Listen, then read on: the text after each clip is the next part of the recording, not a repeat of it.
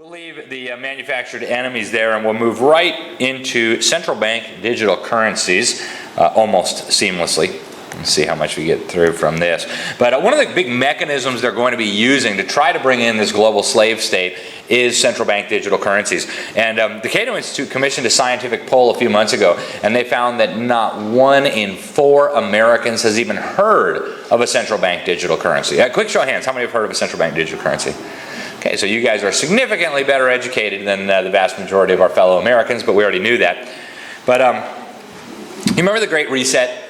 You remember summer of 2020, when this whole clown car got together and announced the Great Reset? You had Klaus Schwab, you had the head of the United Abominations, you had a senior member of the Communist Party of China. They all got together and they announced the Great Reset. Well, one of the 9 who announced the Great Reset was this lady here, Kristalina Georgieva. Her actual name was Stalina Georgieva. She was named after Joseph Stalin. It's a true story. She's from Bulgaria. But when Stalin fell into disrepute, they renamed her Kristalina because it sounds less threatening. But she's now the head of the International Monetary Fund. And she was there during the announcement of the Great Reset. And here is what she said. History would look at this crisis as the great opportunity for reset. It's the great opportunity for reset. Right? Now, who are the big winners from the crisis? They are. We know the digital economy is the big winner of this crisis. I'll say, and we'll dig into that. Now, Klaus Schwab was kind of outlining the key systems that they need to take over to bring this about, and they're already making a lot of progress. Here he is. We have defined 15 key systems for the world. For example, the future, shaping the future of digital industries, shaping the future of the financial monetary system, shaping the future of health system, shaping the future of socially inclusive countries, shaping the future of education, and I could go on and on. Yes, I go on and on. Yes, I could. Yes. So he says some key things there, right? What are the key systems? Digital industries, financial systems, monetary system, education, and healthcare. Right? We'll leave education and healthcare for today, but we'll focus on those other ones. Right? These are all critical parts of it. Later today, I'll speak on a little bit on education. It's actually another one of the central elements they're using. But twice during the height of the pandemic, they tried to sneak this into the stimulus bill. You remember the stimulus bill, right? They shut down our businesses. They told us we couldn't go to work unless we were essential, like abortionists. And I think most of us were probably not essential in the eyes of them. But they actually took $70,000 per American household and gave it to their banker friends, to the big corporations. And then they said $1,200 for each of you, right? It was like cheese in the mousetrap. But twice, the Democrats put language in this stimulus bill to pay you your stimulus money, your cheese in the mousetrap, in the form of digital dollars. Now, nobody had ever heard of digital dollars before, but it was a radically different thing. If you actually look at the definition, these were digital dollars held in an account at your local Federal Reserve Bank. Okay, now thankfully the Republicans took that out before they were able to pass the bill. But about 100 miles from my house, there's a little country called the Bahamas.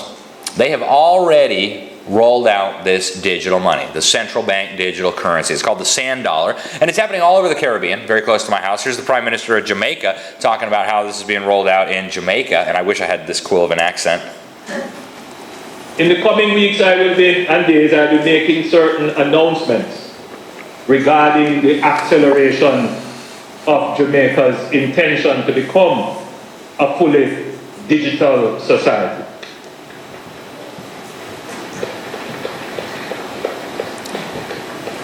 We are well on our way to this. We have established the national identification system. We have put in place our digital currency. We have given directions to our ministries to digitalize their operations. Most of our ministries are now moving from paper-based systems to digital systems. Our military is transitioning. The society is moving very quickly, very rapidly to become digital. Our banking consumers are seeing it as well, because the banks are moving very rapidly to digital. You have something now called artificial intelligence. Very soon this position of a human being exchanging cash and so on, that is going to disappear from the banking system very soon. And you are going to have to interface with machines. I don't want it to be a scary thought, but it is a thought that we all have to embrace. Yeah, nothing scary about that. Okay, so we're moving away from cash. This is happening around the world. The Ukrainian government, they can't wait to take their salary in CBDCs. Russia is finishing up its digital ruble. In Canada, they've been working on the mint chip for over a decade. This is actually 10 years old. Of currency. Money, as we know it, is fine for today, but tomorrow is a different story. Imagine a whole new breed of transactions that are smaller, faster, and virtually everywhere. That's where Mintchip comes in. Mintchip is currency in a digital form. Using a chip, you securely load value onto a smartphone, USB device, computer, tablet, or cloud. Maybe even some future device that doesn't even exist yet. Now you're ready to go. It's so easy that even a child can use it, especially for their allowance. Mintchip is better than cash, since you can use it online. It's better than cash, right? What's not to like? Okay, Biden administration, one of its first executive orders, my administration places the highest urgency on researching, developing, and deploying a central bank digital currency. The European Union is in the final stages of rolling out its digital euro and its digital wallet. The Bank for International Settlements, which, by the way, is coordinating this whole process. You remember a moment ago we just read from Carol Quigley? What was going to be the apex of the international system? The Bank for International Settlements. Not 1 in 100 Americans has ever even heard of the Bank for International Settlements, but they are now coordinating an international process where almost every single government and central bank in the world is rolling out digital currencies. Do you have a question? Yeah. Do you think Bitcoin was like a test to see how people respond to digital currency before rolling out all the ideas and stuff? That's an excellent question. He asked if I thought Bitcoin was a test to see how people would respond to digital currency. I think there's a really significant and fundamental difference between Bitcoin and some of these other currencies and the digital currencies, and that is, and the CBDCs, and that is the issue of centralization. Bitcoin, by its very nature, is incredibly decentralized. It operates on this blockchain network where it's controlled by a global network of computers. Huge network could go down and all the rest would take over there. Whereas the central bank digital currencies is the opposite. It's the total centralization. So was the NSA involved in creating Bitcoin? Maybe. There's a lot of mystery about what happened there. I started buying Bitcoin very early on. In fact, if I still had all those Bitcoin, if the government and hackers had not stolen them, I would have hundreds of millions of dollars. And I'd probably doing exactly the same thing I'm doing now. So I'm skeptical of them, but I do think they can be a very valuable tool, right? You look at what happened in Venezuela when the commies took over. They said you couldn't take your money out of the country, you couldn't change it into dollars. A lot of people turned it into Bitcoin, put it on a cold storage device, left the country with their family fortune intact. So I own some Bitcoin, and I think it could be a very valuable tool, especially as the control grid closes around us. But there are efforts to hijack it, and it may well have been an operation like that from the start. I wouldn't know. But a good question. Thank you. So the Bank for International Settlements said 93% of all the central banks of the world are working on it. Now the World Economic Forum says 98% of the banks, central banks and governments of the world are working on a central bank digital currency. You suppose they all just woke up one day all over the world and said, hey, we should all do CBDCs? No, this is a process that's being coordinated at the international level. It's being imposed on humanity. It's not happening organically. Now, Communist China is working hand in hand with the Bank for International Settlements to roll this out. Like just on many other issues, they are not just the pioneers, they are the pilot project, the model for where they hope to take all of the rest of humanity. I mentioned Carol Quigley. Here is Bill Clinton talking about it. And as a student at Georgetown, I heard that call clarified by a professor named Carol Quigley. All right, so we just saw this, right? What was Carol Quigley's description of what these people were doing? They want a world system of financial control in private hands, able to dominate the political system of each country and the economy of the world as a whole. It's going to be a feudalist system. You ever heard of Klaus Schwab and you saw the predictions they made for 2030? What was the first prediction for 2030 that the World Economic Forum gave? You will own nothing and you'll be happy, right? Amazing.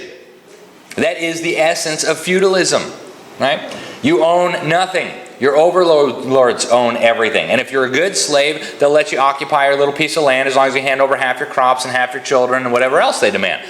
This is global feudalism being resurrected here. And of course, it was going to be controlled by the apex of the system, the Bank for International Settlements. So when they think you're not paying attention, they're actually much more transparent. Here's a meeting that the general manager of the Bank for International Settlements was having with his minions on Zoom. And here's what he had to say about CBDCs. This is what they won't tell you on your nightly fake news program. For analysis on CBDC, in particular for the use of the general use, we tend to establish the equivalence with cash. And there is a huge difference there. For example, in cash, we don't know, for example, who's using a $100 bill today. We don't know who is using a 1,000 peso bill today. So stop there for a moment. So right now, you can walk into a store, you can pay with a $100 bill, a 1,000 peso bill, and nobody will know except you and the merchant. Under the new system, kiss your privacy goodbye. Every single transaction will be monitored, tracked, and approved by your overlords. And of course, all that data will be harvested. All of it will be pumped through the algorithms and the artificial intelligence, and very soon they'll have a more complete picture of you than you have. They'll know everything about you. They'll know what you want to eat for dinner before you know what you want to eat for dinner. Continuing.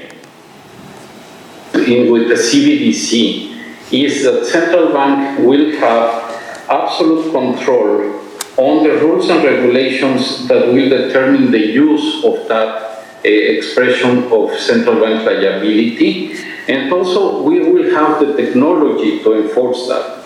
Those two issues are extremely important, and that makes a huge difference with respect to what cash is.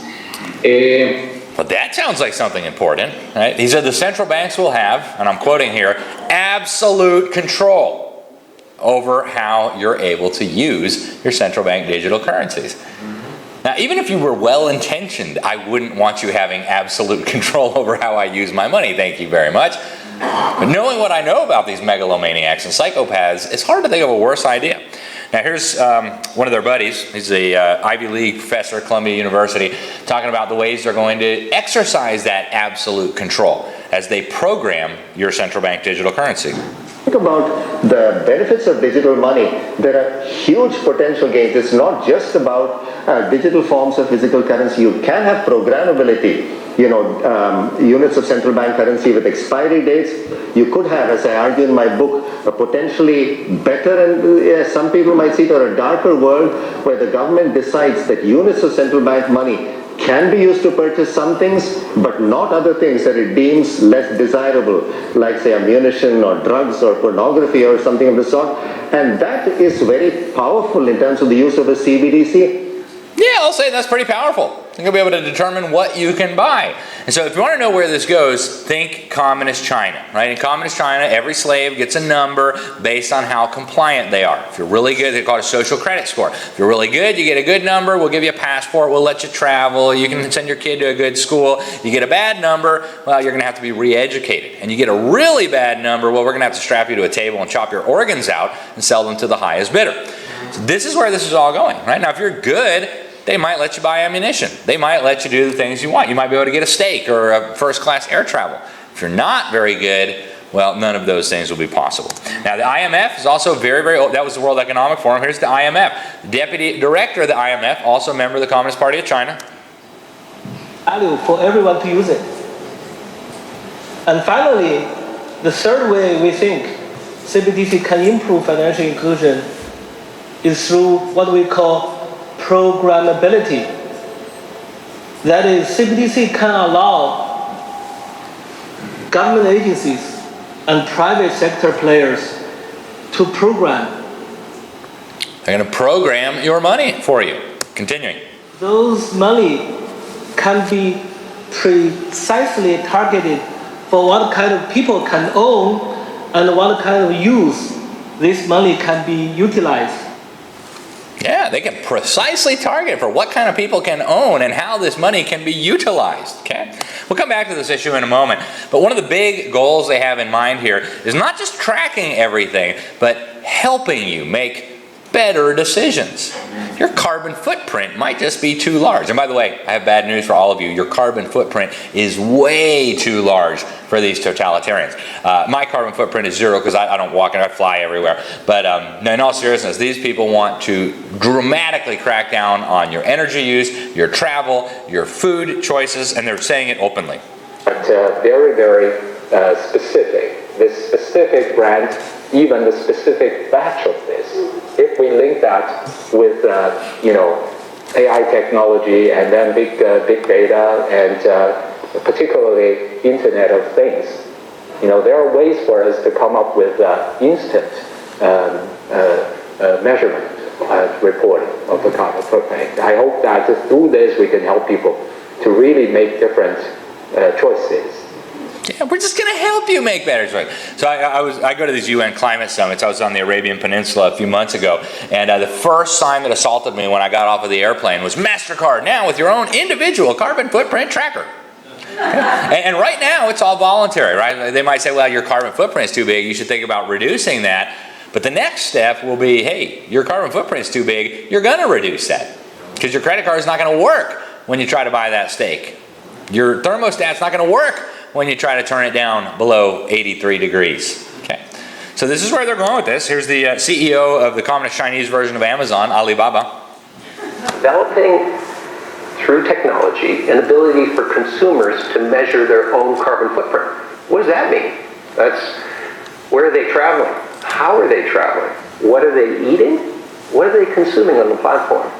So individual carbon footprint tracker. Individual carbon footprint tracker. Now, if you have a good social credit score, they may give you a bigger carbon budget. So you may be able to eat 1 or 2 steaks a month if you're really obedient and really compliant. But for the rest of us, we're in trouble. Right?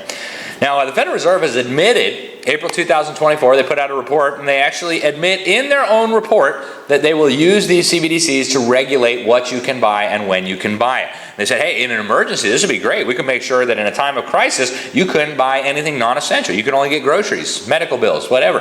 And by the way, if you didn't know, we're now in the middle of dozens of federally declared emergencies, so we'll always be in a crisis. They will always regulate what you can buy.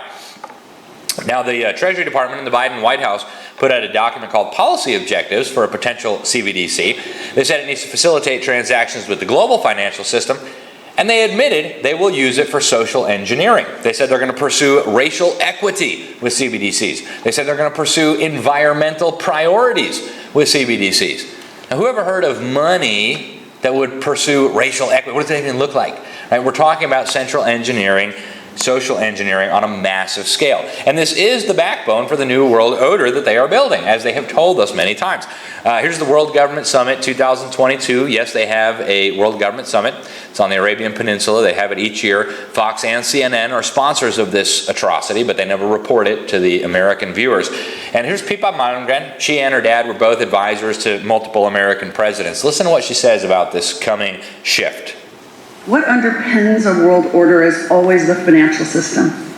I was very privileged. My father was an advisor to Nixon when they came off the gold standard in '71, and so I was brought up with a kind of inside view of how very important the financial structure is to absolutely everything else. And what we're seeing in the world today, I think, is we're on the brink of a dramatic change where we are about to, and I'll say this boldly, we're about to abandon the traditional system of money and accounting and introduce a new one. And the new one, the new accounting, is what we call blockchain. It means digital. It means having a almost perfect record of every single transaction that happens in the economy, which will give us far greater clarity over what's going on. Yeah, I'll say, right? They will know everything. Now, she actually talked about a new system of accounting. We're not going to have time to get into that today. This is actually a 3-minute video of Agustin Cartens, who we met earlier. He's the general manager of the Bank for International Settlements, outlining this system. But long story short, they want to turn every asset in the known universe into a digital token. Every tree, every piece of land, every car, every house, every stock, every bond would be a digital token. And it would exist, they say, on an international blockchain ledger system, where all interactions would have to be performed with a digital ID and a central bank digital currency. So let's say I decided I wanted to sell my car. I wouldn't be able to just put it up on the newspaper and have somebody come by with $5,000 cash to buy it from me. We'd both have to have our digital IDs. We'd both have to have central bank digital currency wallets. He would come over, he'd say, I like the car, and then that transaction would happen on the blockchain. So he would transfer US CBDCs to me on the blockchain. I would transfer the title over that car to him on this international ledger, and then that transaction would exist in eternity on the same. So forget your county clerk and the county property recorder, all that stuff. Everything would exist on an international blockchain ledger that they would control, not you. And he actually says that in a period of about 5 minutes, very slowly and very boringly. So in the interest of time, we'll skip it. The Financial Times, leading mouthpiece for the establishment, has outlined very clearly what this all is going to require. They said this in an article in 2022. What CBDC research and experimentation appears to be showing is that it will be nigh on impossible to issue such currencies outside of a comprehensive national digital ID management system. Meaning, CBDCs will likely be tied to personal accounts that include personal data, credit history, and other forms of relevant information, like whether you've been asking too many questions online, things like this. Now, right now, we're already dealing with this, right? A guy that lives not too far from my house, just a couple blocks down the street, Dr. Joseph Mercola, the clown car at CNN, labeled him one of the disinformation dozen because he told people not to take the clot shots, and he urged people not to listen to the government on COVID. So they didn't just shut down his bank accounts, they shut down all the bank accounts of all his family members. They shut down all the bank accounts of everybody that worked for his company, all of his associates. And they're doing this now, when we can take our money out of the bank and go bury it in the backyard or put it under our mattress. What do you think they'll do to you when you can't take it out anymore? Right? We all saw what the People's Republic of Canada stand did recently. You remember the protests against the COVID tyranny? The truckers. They said, well, hey, you can't be protesting this. Who do you think you are? So they froze the bank accounts, not just of the truckers, they froze the bank accounts of the people who were donating money to support the truckers. They call them terrorists. And again, they're doing this to us now when we can still take our money out. What in the world do you expect they will do to us when we can't take it out anymore? All across the country right now, they're actually working through the Uniform Law Commission to change our laws to legalize central bank digital currencies as money. And the end goal, they won't tell you this yet, but I know what the end goal is because I've been telling it to the public quietly for over a decade. They're going to abolish cash completely. They won't do it tomorrow. They won't even do it as soon as CBDCs are rolled out. It'll take a while to get the system perfect. But after that system is in place, you're going to see an incredible propaganda campaign. Say, cash, that's for terrorists. That's for drug dealers. That's for pimps and tax cheats. It's terrible, that cash stuff. Plus, you might get COVID if you use cash. Right? Really. And so they actually, in 2012, the Ford Foundation came up with the Better Than Cash Alliance, where they said, right on their website, it's a screenshot of their website, we're moving from cash to digital payments. Supposedly that's going to reduce poverty. They never quite explain how that's going to reduce poverty. I don't know how that's going to help the homeless guy on the street who's begging for nickels, but here's some of their partners. So obviously they're trustworthy. Mass murdering communist dictatorships, Bill and Melinda Gates of Hell, the Clinton Global Initiative. I mean, who can you trust if you can't trust the Clintons, right? Lots of UN agencies are on board with this, right? Lots more governments. So this is a global thing, and they're already lobbying to abolish cash. You probably saw some of that during COVID. Every major news network, not just in the United States, but around the world, was banging the war drums against cash. Cash is transmitting COVID. I've got all these clips from around the world. Same thing. Cash is bad. Cash is bad. And they're already starting to bring in the restrictions. The European Union already put a limit of $7,000, or 7,000 euros, excuse me, for cash transactions. You can no longer, anywhere within the 27 nations that make up the EU, pay a bill that's worth more than 7,000 euros in cash. In a lot of member states, including France and Italy, that number is now down to 1,000 euros. You can't even buy a nice suit anymore. You can't even take a few families out to dinner at a nice restaurant and pay in cash anymore. And eventually, as inflation continues, 1,000 euros will be nothing. The next step, they're going to try to do a one world currency. And they've been telling us this since 1988. They put it on the front cover of The Economist magazine. You see the dollar burning at the bottom, and out of the ashes of the US dollar, the global reserve currency right now, comes what? Phoenix, representing world currency. And here is the head of the IMF, Stalina Georgieva, now known as Kristalina Georgieva, talking about this. Transactions more efficient and fairer, we need systems systems that connect countries. In other words, we need interoperability. And for this reason, at the IMF, we are working hard on the concept of a global CBDC platform. So global CBDCs. They've actually been announcing to the world that we're moving toward a world currency very openly for a long time. Here's the former president of Russia talking about it. In the interest of time, we'll skip it. Communist China, I'm sorry, that's in Spanish. The last time I gave this talk was in a Spanish-speaking country. But the head of the Communist Chinese Central Bank said, hey, we got to move away from the dollar system and toward an international reserve currency. And of course, they have that whole system already ready. They asked the U.S. Treasury Secretary at the time, Timothy TurboTax Geithner, what he thought about this Communist Chinese proposal. You notice he's at the Council on Foreign Relations. And he actually says, I haven't read the governor's proposal, but we're quite open to that. It's a great idea. And by the way, they're already doing this, right? Just like the Federal Reserve creates dollars and currency out of nothing and then puts them out in the economy. The IMF is already doing this. They don't do it with dollars. They do it with something called special drawing rights, which are backed by a basket of currencies, including the dollar. So when the IMF prints special drawing rights out of nothing and gives them to their member governments, those member governments can then turn those into dollars, and then they can buy goods and services that we actually have to work to produce. It's an incredible scam, and they're very proud of how they're doing this. They've been saying it for a while. Here's an IMF video about how it works. And eventually, all of this will be tied together with your digital ID. And by the way, this is coming to the United States already. It's not a hypothetical future threat. Almost every state in the union is working on a digital ID, including some of our most conservative states, Mississippi, Utah. Right? Bill Gates is very open about where they're going. And then the next step will be to include all of your health information with this. And again, it's not a hypothetical future threat. They're already doing it, and they tell you they're doing it. Here's the head of the World Health Organization.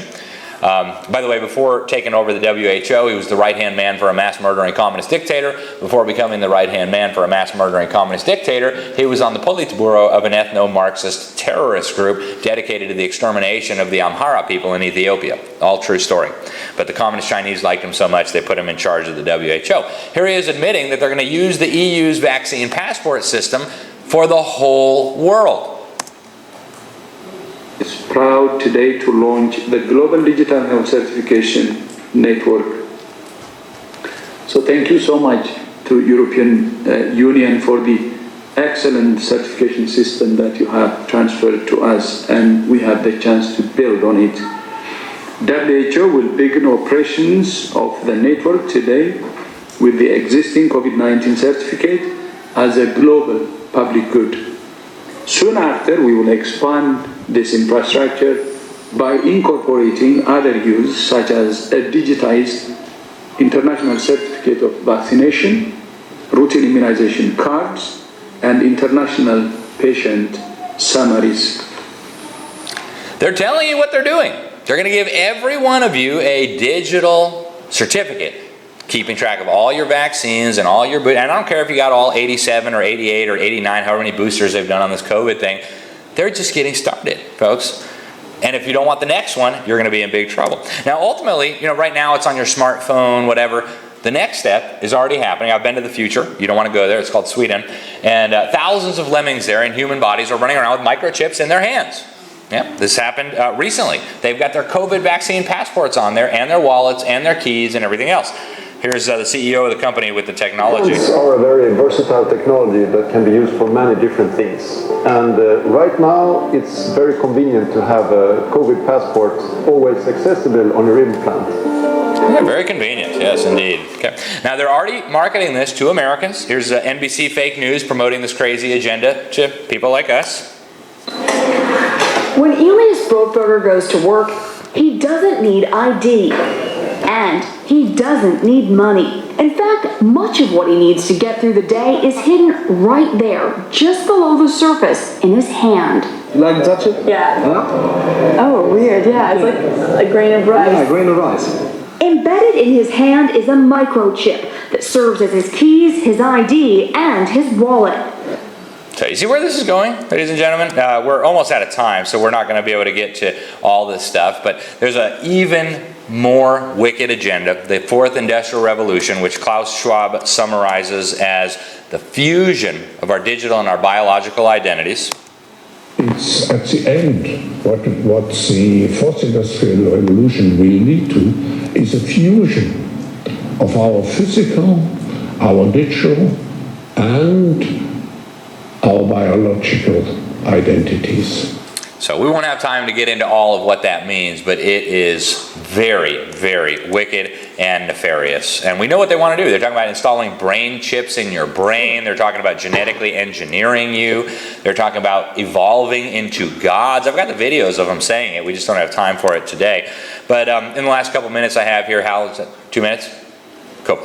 I just talk a little bit about what we do about this. Right? So how do we resist this? Well, as much as you can, use cash. Prepare for some difficult times ahead. They will bring all of this in through economic crises. I guarantee it. They've already got them in the works. If you haven't read The Great Taking yet by David Webb, you should. They're preparing a currency crisis, an economic crisis, a stock market crisis, a real estate crisis, all to hit probably at the same time. And the solution will be CBDCs. Do your best to have multiple streams of income. Try not to be dependent on one government or one corporation. Remember how they use that to get us to comply with the COVID craziness? If there's a way for you to get multiple income streams, you want to do that. Make sure you've got a good community that you can rely on, a church, a homeschool co-op, both, network of neighbors. There are a lot of efforts to stop these CBDCs. There's a bill in Congress, although the Republican clowns could have easily stopped this by defunding it. They didn't do that. They just passed a bill knowing that it would never get signed. Again, most Americans have never even heard of a CBDC, so you guys are much better educated than most. The governor of South Dakota actually vetoed a bill to make CBDCs money in South Dakota. We, in my home state of Florida, and I'm very glad that I was able to play a small role in this, we passed a law banning central bank digital currencies in my state. Our governor had a great speech about what a mechanism for slavery this was, and so we're very thankful to him. We've got a lot of states now moving to reintroduce gold and silver as money. It's a great idea. I'm working on a big article right now for the Epoch Times about what Texas is doing. They've got a gold bullion depository, and they're working now to turn gold into a transactional currency. You can open up a gold account at the depository. They'll give you a debit card, and you can spend it at any merchant in the state of Texas. If they want gold, they can have gold. If they want Federal Reserve notes, the system can automatically sell the gold and give them Federal Reserve notes. So all really, really good things. If you're like me and you read your Bible, you probably thought about Revelation 13. I'm not saying this is the mark of the beast. In fact, I don't think it's the mark of the beast. But 2,000 years ago when this was written, it probably sounded pretty silly. The idea that there'd be this global system that would be able to stop anybody and everybody from buying or selling if they wouldn't take a mark. And yet now we see the infrastructure being built in front of our eyes that will make this at least technically feasible. And again, I'm not saying this is the mark of the beast. I don't believe that it is. But it's very interesting. Now, God didn't give us a spirit of fear. In fact, God feeds the birds, and they don't sow or reap or store things up. So God can feed us too, regardless of what these clowns do. And then we know from Psalm 2, I just gave you a little bit of it last time, right? These evil-doing rulers, they're conspiring against God, and God is going to put them in their place. He's laughing at them. He's going to speak to them in his wrath. He's going to set his king on his holy hill. He's going to dash the nations into pieces like a potter's vessel. And so, kings, be wise, be warned, O rulers of the earth, serve the Lord with fear and rejoice with trembling. Kiss the Son, lest he be angry and you perish in the way, for his wrath is quickly kindled. And that's all we have time for now. We'll pick up on education on the other side. Thanks, guys.